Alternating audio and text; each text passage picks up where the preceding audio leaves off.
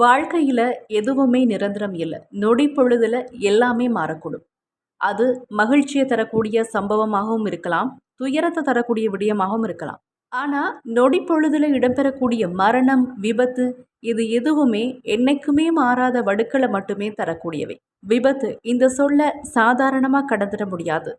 விபத்து இடம்பெற நம்மளோட அசமந்த போக்கும் காரணம், எதிர்ல வருபவங்களோட கவனயீனமும் காரணம்.